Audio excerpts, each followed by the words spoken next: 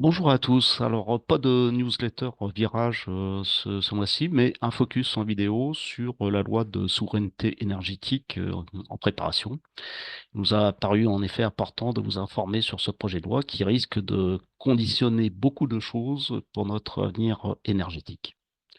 Alors, qu'est-ce que c'est que la loi de souveraineté énergétique? Eh bien, initialement, c'était la loi de programmation énergétique qui était prévue au départ pour juin 2023.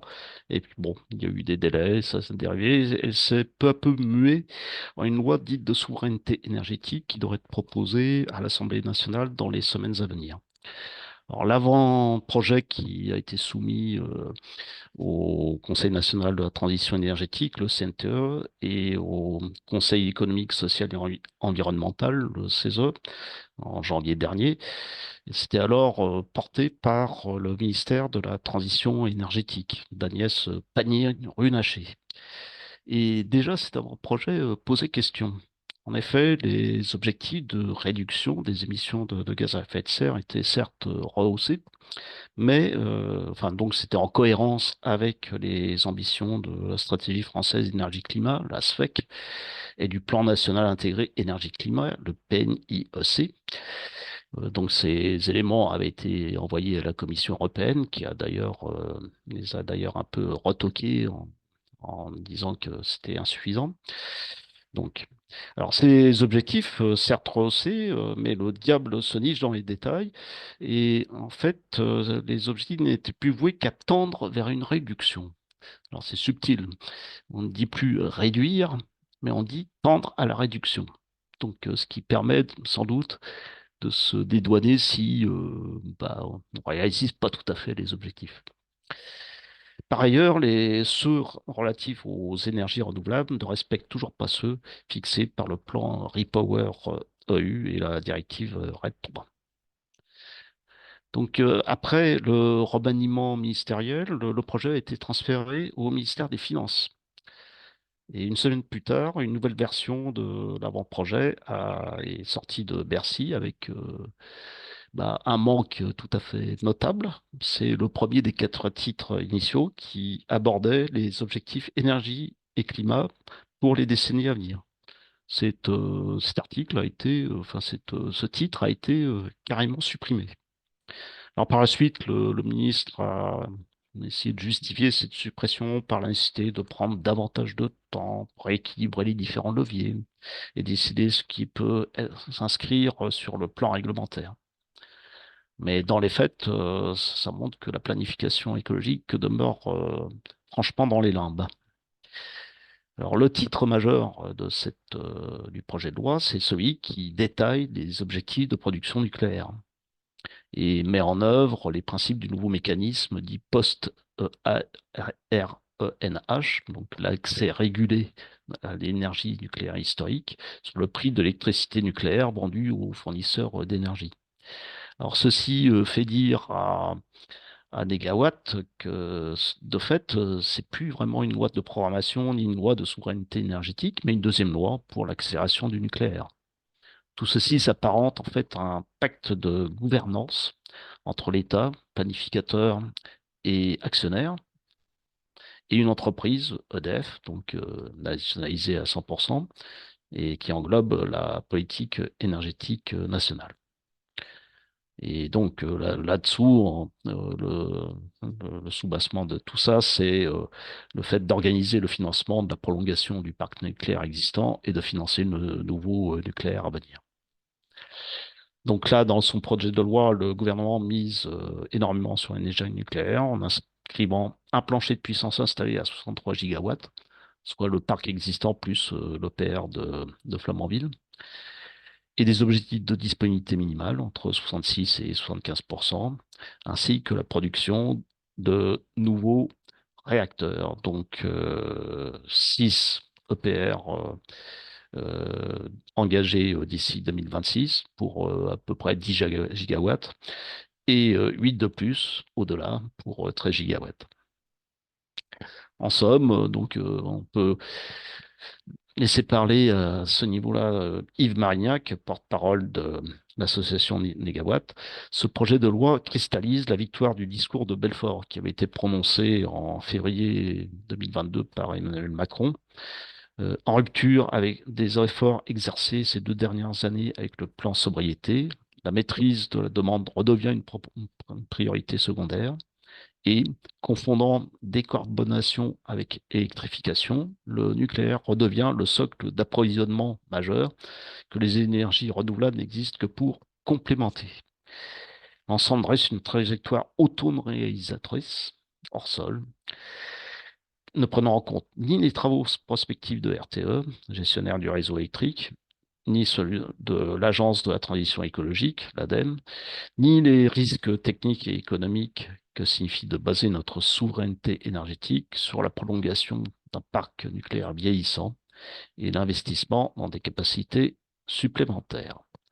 Alors, je, face à cette nucléarisation à marche forcée que veut imposer le gouvernement, il nous a paru intéressant de nous exprimer quelques réflexions sur le nucléaire qui sont tirées d'un rapport qui s'appelle The World Nuclear Industry Status Report pour 2023.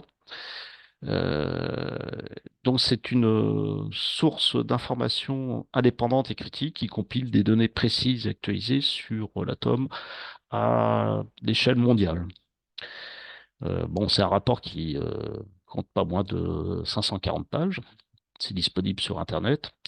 Il est publié chaque année depuis 15 ans par une équipe internationale de spécialistes coordonnée par Michael Schneider, qui est à la fois un consultant international sur l'énergie et un observateur critique du nucléaire. Donc, ils sont critiques, certes, mais ce rapport apporte des chiffres actualisés pays par pays, dont la qualité est reconnue même par l'Agence internationale de l'énergie atomique, hein, la IEA, qui, elle, est par définition favorable au nucléaire. Mais les données, l'AIEA a été amenée à réviser certaines de ces données suite aux enquêtes et aux données, enfin aux jeux de données proposés par ce World Nuclear Industry Status Report. Voilà. Donc, il y a certaines informations qui sont tout à fait intéressantes dans ce rapport. On va commencer par la production d'électricité nucléaire. Eh bien, en fait, la production d'électricité nucléaire est en déclin relatif au niveau mondial. Dans le graphique de gauche, là, donc c'est l'évolution de la production.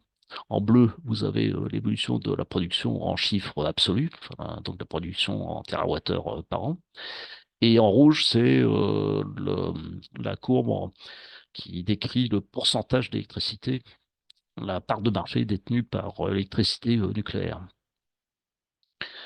On voit qu'il y a eu un maximum donc en 96 avec 17,5% de l'électricité mondiale qui était produite par le nucléaire.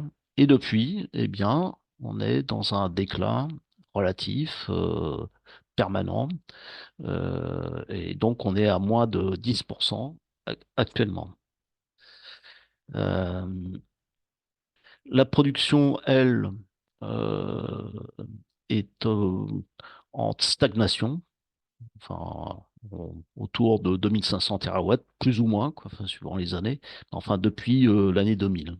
Ça fait plus de 2 décennies, en fait, que la production, il y a eu un maximum qui avait été atteint en 2006, et depuis, bah, on n'arrive pas à de nouveau atteindre ce maximum. Et dans le graphique de droite, donc c'est la même chose en termes enfin, de représentation de la production d'électricité nucléaire, sauf que en jaune, vous voyez la part prise par la Chine.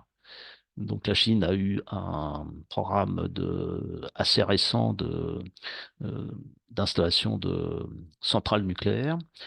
Et donc, si la Chine, s'il n'y avait pas le programme nucléaire de la Chine, la production serait encore plus en déclin au niveau mondial. Ensuite, le solde ouverture-fermeture de centrale. Donc là, en bleu, vous avez les ouvertures de centrales. Donc là, on voit bien sûr la vague de construction de l'âge d'or du nucléaire qui a duré jusqu'aux années 80, début 90. Donc en bleu, ce sont les ouvertures. En gris marron, ce sont les fermetures. Donc bien sûr, au début, il n'y avait pas de fermeture puisque le parc était neuf. Et il y a eu de plus en plus de fermetures par la suite, surtout en 2011. Bon, enfin, je dirais que c'est post-Fukushima. Et donc, en fait, on constate que depuis maintenant une trentaine d'années, le solde ouverture moins fermeture est très faible, euh, parfois même négatif, très proche de zéro. Donc, il y a vraiment, enfin, l'ensemble du secteur ne paraît pas en très grande forme dans l'ensemble. Surtout, enfin, si l'on compte, euh, enfin, si l'on fait l'abstraction de la Chine, il y aurait eu une baisse de 55 unités sur la période 2003-2022. Au niveau de la capacité de production, eh bien, bah, ça plafonne. Là, en bleu, vous avez le nombre de réacteurs en fonctionnement. Donc, on voit qu'il y a en fait un maximum qui a été atteint en 2002 avec 438 réacteurs en fonctionnement. Depuis, bah, malgré l'ouverture de nouvelles capacités, en particulier en Chine, eh bien, ce nombre de réacteurs a baissé à 407 en 2022. Et au niveau de la capacité, enfin, de production, la puissance installée, bah, il y a une relative stagnation, en fait, là encore, depuis 90. Il y a tout de même une petite croissance dans la mesure où les nouveaux réacteurs, enfin les réacteurs les plus récents, sont plus puissants que les plus anciens. En 89, la taille moyenne d'un réacteur nucléaire, c'était environ 740 mégawatts, et en 2022, c'était 900. Voilà. Alors, il y a peu de réacteurs en construction, hein, enfin, par rapport à l'âge d'or des années avant 90. Donc là, il y avait un pic à la fin des années 70 avec 234 réacteurs en construction dans le monde. Et là, bah, on est en 2020-2028, on est du genre 58, 59 réacteurs en construction, dont dernièrement 23 en Chine, rien que pour la Chine.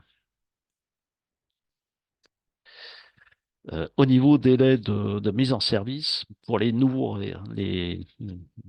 réacteurs, dont les chantiers ont démarré dans les dernières années, eh bien, on note une nette tendance mondiale à l'allongement des délais de construction. Dans les années, l'âge d'or du nucléaire avant 90, les programmes de construction étaient plus rapides, les unités étaient plus petites, hein, comme on a déjà dit, et les réglementations en matière de sécurité et d'environnement étaient quand même moins strictes. Et pour la durée 2020, pour la période 2020-2022, il y a un focus sur le réacteur, la centrale Olkiluoto 3, c'est donc un réacteur en Finlande qui a été donc un EPR qui a été drivé par EDF. Donc là, sur ce graphique, on voit en bleu, c'était les délais qui étaient admis au démarrage du projet. Et en rouge, bah, ça a été les délais supplémentaires suite au retard pris dans les constructions. Donc pour Crédit 3, on voit qu'on est passé d'un peu plus de 4,4 années prévues au départ à plus de 16 années, quasiment 17, à la fin du chantier. bon, qui 3 est en train de fonctionner. Enfin, on voit que les délais de construction ont été multipliés par 4.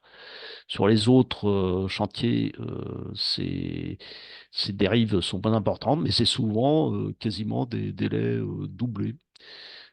Par exemple, en Corée du Sud ou le réacteur en Russie. Euh, il y a vraiment là, vous avez deux exemples quand même où les délais ont été grosso modo respectés. C'est chinois. Voilà. Mais enfin, dans l'ensemble, il y a toujours enfin, très souvent des retards. Alors, du fait que l'âge d'or de nucléaire est quand même largement derrière nous, et qu'il y a assez peu de nouveaux réacteurs en construction, bah, le parc mondial est vieillissant.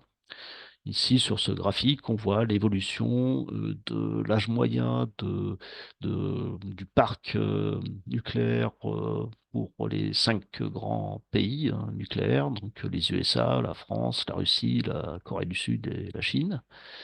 Pour les USA, actuellement, eh bien, l'âge moyen, c'est plus de 42 ans. En France, c'est plus de 37 ans. Et à l'échelle mondiale, 31 ans. Le seul parc récent, donc, comme on l'a déjà signalé, bah, c'est la Chine avec un âge moyen de 9 ans. Donc là, bah, ceci pose le problème de la prolongation de la durée de vie des réacteurs au-delà de 40 ans, puisque normalement, ces parcs étaient taillés enfin, ces centrales étaient taillées pour une durée de vie de 40 ans. Et donc là, bah, maintenant, on cherche des dérogations pour prolonger à 60 ans, voire même 80 ans, avec tous les problèmes de sécurité, de faisabilité même, qui peuvent se poser. Enfin, on peut citer bien sûr les récents problèmes de corrosion dans les tuyauteries de nouveaux réacteurs en France, qui ont conduit à une forte indisponibilité du parc français, en particulier l'hiver dernier. En ce qui concerne les investissements, bah là encore, c'est quand même un point tout à fait majeur, ça, les investissements. Où vont les investissements? Qu'est-ce que préfèrent les investisseurs? Est-ce qu'ils préfèrent un parc éolien offshore ou terrestre ou une centrale photovoltaïque? Ou bien est-ce qu'ils misent plutôt sur le nucléaire? Eh bien, on constate en fait que depuis quasiment le début des années 2000, euh, les énergies renouvelables ont largement eu la faveur des investisseurs et c'est même quasiment une croissance presque exponentielle, surtout pour le solaire. Donc en jaune, vous avez les investissements pour le solaire en, en milliards de dollars. Donc 600 milliards de dollars en tout pour les énergies renouvelables, donc solaire et éolien solaire en jaune, éolien en bleu. Euh, Environ 110 milliards de dollars aux centrales à combustible fossile, donc ça c'est les chiffres 2022. Et bah, le nucléaire, vous voyez, c'est cette courbe violette. Eh bien, on est à environ 50 milliards de dollars. Donc c'est vraiment enfin, ça montre à quel point le nucléaire, au niveau, n'a pas la faveur des investisseurs au niveau mondial. Le monde parie plutôt sur les énergies renouvelables. Et une des raisons à ça, c'est que, eh bien, l'énergie nucléaire n'est pas une énergie euh, à bas prix. C'est une énergie dont les coûts ont tendance à grandir d'année en année. Donc là, ce diagramme, c'est le LCOE, c'est le coût actualisé de l'énergie.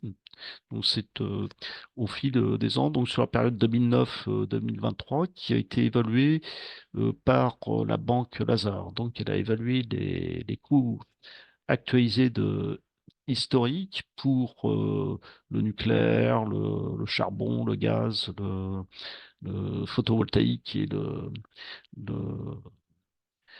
l'éolien terrestre.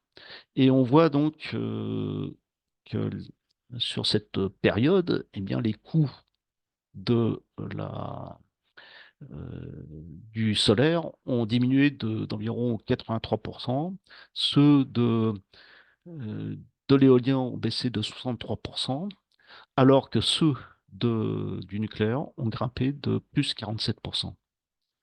Donc là maintenant, on est à un niveau où euh, dans les estimations de prix, l'énergie nucléaire est considérée maintenant comme une énergie chère.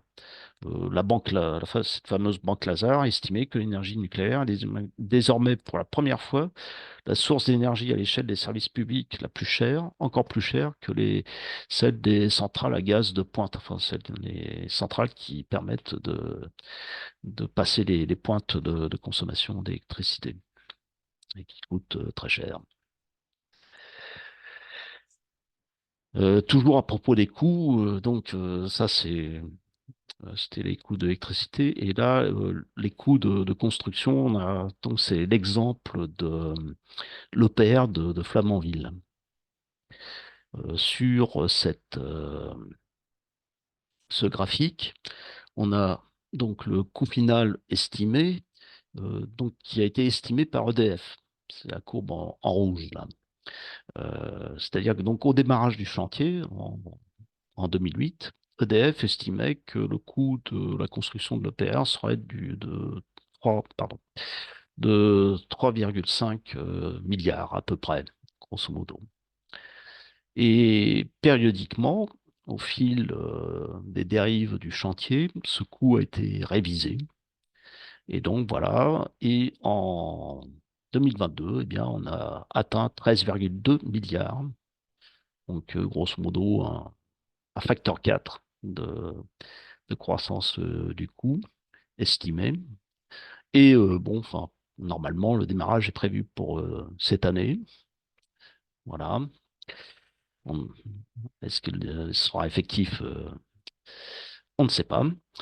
Euh, et par ailleurs, la Cour des comptes a refait une évaluation du coût de construction de l'EPR en prenant en compte ce que ne faisait pas EDF, les coûts financiers, c'est-à-dire étant donné les délais qui ont explosé au niveau de ce chantier, ça a entraîné énormément de frais financiers. Et du coup, la Cour des comptes a estimé à 19 milliards le coût réel de ce chantier.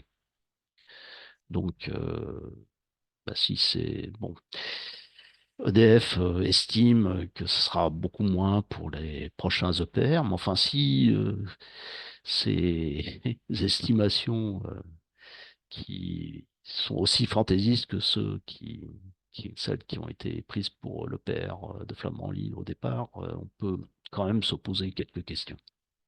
Et par ailleurs, le coût de l'électricité a été produite, a été également estimé par la Cour des comptes, et c'est de l'ordre de 120 euros le mégawattheure, ce qui est très, très cher, quoi, en fait.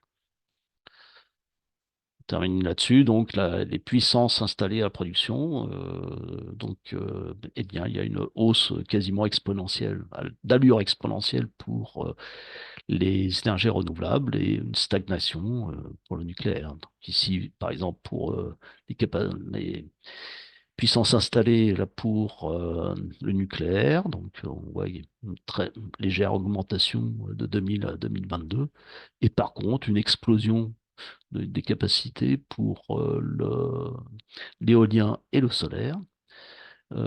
Pour la production, là aussi, donc relativement stagnation, comme on l'a vu tout à l'heure pour le nucléaire. Et puis, l'éolien qui grimpe, grimpe, grimpe et qui va bientôt rattraper le nucléaire à lui seul. Et puis le solaire également qui part de plus bas, mais qui est en train de grimper à une vitesse astronomique. Du coup, si on fait la somme des productions d'énergie renouvelable entre l'éolien, le solaire et puis les autres types de renouvelables, eh bien, on dépasse en fait la production d'électricité nucléaire depuis 2018. On est maintenant à plus de 4000, 4100 TWh pour toutes les renouvelables, alors que La production nucléaire plafonne à environ 2500.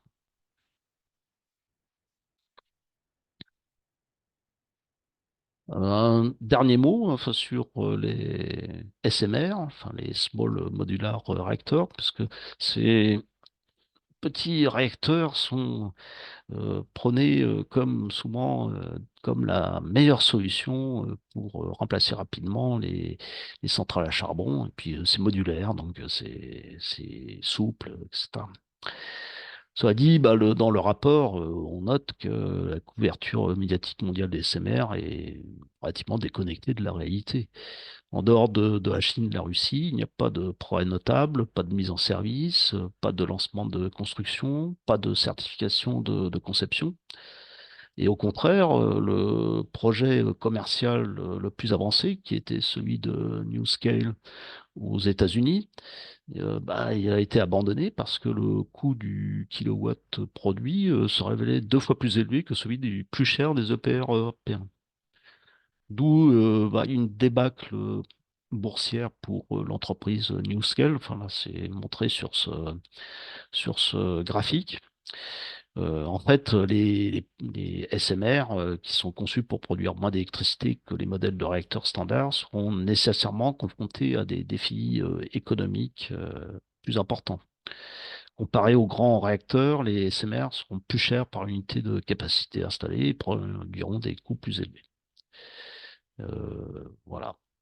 Tous les modèles de SMR, par ailleurs, sont développés par des startups qui sont largement financées par l'argent public, aussi bien aux États-Unis que en Europe ou en Chine ou en Russie. La question demeure de savoir pourquoi les gouvernements continuent d'investir dans une série de technologies qui semblent vouées à l'échec commercial. Et je dirais, en conclusion, on peut se poser un peu la même question pour notre programme, enfin, la loi de souveraineté énergétique, dans la mesure où, de toute façon, étant donné les délais de construction, il n'y aura pas de production d'électricité par des EPR avant 2035, selon toute probabilité. Et que bah, les objectifs fixés par l'Europe pour la décarbonation, bah, c'est l'horizon 2030 en premier lieu. Donc il faut avoir déjà des réductions drastiques de gaz à effet de serre d'ici là. Alors comment fait-on si on ne développe pas, par ailleurs, puissamment les énergies renouvelables? Et est-ce qu'on aura les moyens de développer ces énergies renouvelables si on met tous nos œufs dans le panier du nucléaire, qui risque de faire des omelettes pas forcément très digestes? Voilà, donc on tenait à vous informer sur ce sujet. Euh, on a donné quelques éléments de débat. Euh, Allez voir ce rapport qui donne quand même vraiment énormément d'éléments. Enfin là, on a évoqué certains aspects du rapport, mais il y a plein d'autres éléments sur les problèmes de démantèlement, sur les problèmes de déchets dont on n'a pas du tout parlé, hein,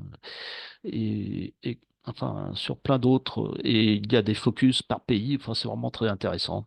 Malheureusement, c'est en anglais, mais bon, il faut s'y mettre. Voilà. Eh bien, je vous remercie et puis à bientôt. Au revoir.